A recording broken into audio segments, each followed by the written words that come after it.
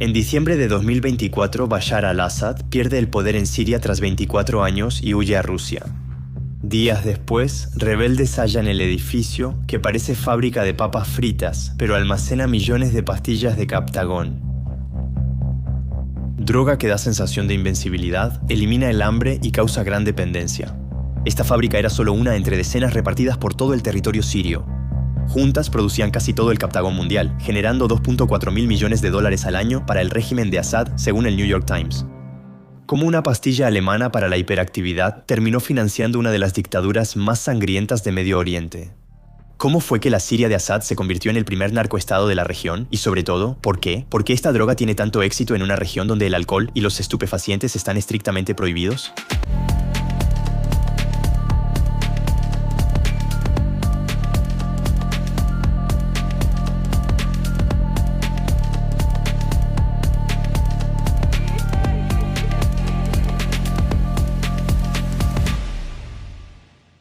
Estamos en 1961 en Alemania Occidental, y el laboratorio farmacéutico de Aigusa acaba de desarrollar una nueva molécula, la fenetilina, comercializada bajo el nombre de Captagon.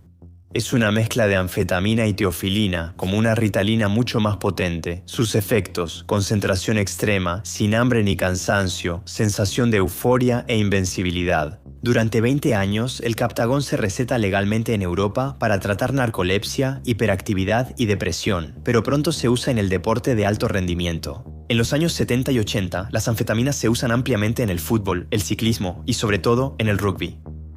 En 2015, el Dr. Jacques Monbet, exmédico del 15 de Francia, habla públicamente. Los jugadores siempre tenían su pastilla de Captagon frente a sus platos antes del partido. Era algo común y conocido. Y los jugadores tomaban esas pastillas para soportar los golpes violentos, para superar el dolor de las melés.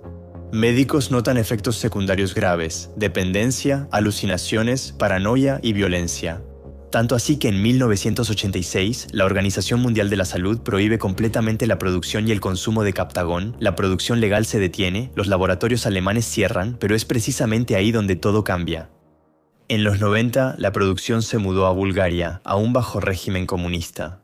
Las autoridades ignoran la situación y surgen decenas de laboratorios ilegales que primero producen para Europa del Este, pero pronto encuentran un mercado más lucrativo en Medio Oriente. Ahí la historia del Captagon cambia. En el Golfo, alcohol y drogas están estrictamente prohibidos. Ser sorprendido con cocaína o heroína puede llevar a penas muy severas, incluso la muerte. El estigma social es grande, pero el Captagon tiene una percepción muy distinta. No proviene de campos de amapolas afganos ni de plantaciones de coca colombianas. Es una pastilla inventada en un laboratorio farmacéutico europeo de renombre, fue recetada por médicos y vendida en farmacias durante décadas. Para muchos consumidores, el Captagon no es realmente una droga en el sentido clásico del término, es un medicamento desviado, una pastilla para el rendimiento, y esa diferencia lo cambia todo. El tabú disminuye, pero el Captagon satisface necesidades específicas. Los estudiantes lo usan para fiestas o desvelarse antes de exámenes. En países como Arabia Saudita o los Emiratos, la presión académica es colosal, y el Captagon se convierte en la pastilla milagrosa para mantenerse concentrado, para rendir. Trabajadores migrantes, muchos del sur de Asia, laboran jornadas de 16 horas. Taxistas, obreros en las obras bajo un calor aplastante, guardias de seguridad en turnos nocturnos interminables. Para muchos, el Captagon es la única manera de aguantar. Y luego, cada vez más, están los combatientes. En Siria, Irak y Yemen, las milicias usan masivamente el Captagon antes de los asaltos para superar el miedo y el agotamiento. A veces incluso se le llama la droga del yihad, aunque su uso va mucho más allá de los grupos islamistas. Todas las facciones, en todos los bandos, la utilizan. Esta amplia gama de consumidores crea un mercado colosal. Ahora bien, los países del Golfo son ricos, extremadamente ricos, y eso los traficantes lo han entendido perfectamente. Una pastilla de Captagon cuesta unos cuantos centavos producirla en un laboratorio clandestino, pero se vende entre 5 y 25 dólares. En Arabia Saudita, Emiratos y Kuwait, los márgenes para traficantes son altísimos. Es un paraíso. A inicios de los 2000, Bulgaria cerró sus laboratorios por presión internacional, pero la producción continuó. Primero va a Turquía, luego al Líbano y termina en Siria. En 2010 surgen pequeños laboratorios en zonas inestables. Pero en ese momento nadie imagina todavía lo que va a pasar después. Porque un hombre va a transformar este tráfico artesanal en una industria estatal, un hombre dispuesto a todo para financiar su régimen. Su nombre, Bashar al-Assad. En marzo de 2011, la primavera árabe llegó a Siria, iniciando en una ciudad del sur, donde adolescentes escribieron en una pared: «El pueblo quiere la caída del régimen». Son arrestados y torturados. Sus familias exigen su liberación, pero Bashar responde con brutalidad. Las fuerzas de seguridad disparan a la multitud y pronto las protestas pacíficas se vuelven insurrecciones armadas. Assad responde con una represión brutal. Su ejército bombardea barrios, miles de sirios son encarcelados, torturados y asesinados. En 2013 cruza una línea roja. ¿Utiliza armas químicas contra su propia población? Y para sobrevivir, Assad recurre a sus aliados, Hezbollah en Líbano, Irán y sobre todo Rusia, que lo ayudarán a retomar el control. La supervivencia tiene un precio. Siria sufre sanciones, es expulsada de la Liga Árabe y aislada del sistema bancario internacional. La libra siria pierde el 99% de su valor y la economía se derrumba. Assad necesita dinero urgente para pagar soldados, milicias, aliados y sostener su aparato represivo. Y es ahí donde toma una decisión radical, hacer del Captagón el pilar de su economía. Al principio, el régimen se conforma con tolerar los pequeños laboratorios clandestinos a cambio de una comisión. Luego, empieza a crear sus propios laboratorios. Y para supervisar las operaciones, recurre a su hermano menor, Maher el-Assad, comandante de la 4ª División Blindada, la unidad de élite del régimen, Maher. Bases militares se vuelven laboratorios, soldados hacen de químicos y convoyes transportan las cargas. Es una operación industrial protegida por el Estado. La producción se dispara.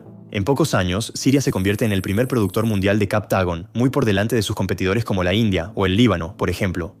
Esconden pastillas en frutas y hasta en palomas. Cada decomiso muestra gran ingenio. Este comercio aporta al régimen sirio 2.4 mil millones de dólares al año, entre el 20 y 25% de su economía, según el New York Times. Ese dinero solo enriquece a la élite, familia Assad, generales y jefes de inteligencia, palacios, autos de lujo y cuentas en Dubái. Assad convirtió Siria en un narcoestado mientras su pueblo vive en miseria. Lo llevará más lejos usándolo como arma de chantaje geopolítico. A inicios de los 2000, los países del Golfo enfrentan una epidemia de adicción. En Captagón, Arabia Saudita, miles de jóvenes son adictos, los centros de rehabilitación saturados y familias devastadas. Las autoridades decomisan millones de pastillas al año, pero el flujo sigue. Assad comprende entonces que tiene en sus manos una palanca de presión considerable. Así que envía un mensaje al gobierno del Golfo. Si quieren que frene el tráfico, deben normalizar las relaciones, reintegrarlo diplomáticamente y levantar las sanciones. Captagón a cambio de rehabilitación diplomática. Al principio, los países del Golfo se niegan, pero la epidemia empeora y la presión social los hace cambiar de postura. En mayo de 2023 ocurre lo impensable. Bashar el-Assad es invitado a la cumbre de la Liga Árabe en Arabia Saudita tras 12 años de exclusión.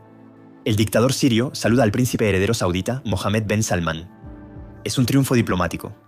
En semanas posteriores, bajan las incautaciones de Captagón en Arabia Saudita. Efectivamente, Assad cumple su promesa de manera perfecta e imparcial, pero los expertos notan rápidamente que la producción global no disminuye. Las pastillas simplemente se redirigen a otros mercados. Assad logró su rehabilitación sin ceder nada importante y mantuvo las fábricas intactas. Pero esta aparente victoria oculta una profunda fragilidad. A finales de 2024 la situación cambia drásticamente. Hezbollah está debilitado por su guerra contra Israel, Irán está preocupado por sus propias crisis y sobre todo, Rusia está completamente empantanada en Ucrania. Putin ya no tiene los medios para enviar refuerzos. Siria está muy deteriorada. El 27 de noviembre de 2024, Ayatollah al-Sham lanza una ofensiva sorpresa. En menos de 2 semanas, los rebeldes toman el control del país y Bashar el-Assad huye a Rusia. Los rebeldes descubren el tamaño del imperio de las drogas, fábricas, bases aéreas y el cuartel general de la 4ª División, millones de pastillas, prensas industriales y toneladas de polvo químico en todas partes. Ahmed al-Shara promete erradicar el Captagón. Destruyen fábricas, queman reservas. En su discurso al llegar a Damasco, lo menciona. Dejó Siria. La dejó como un campo para las ambiciones iraníes. Difundió el sectarismo.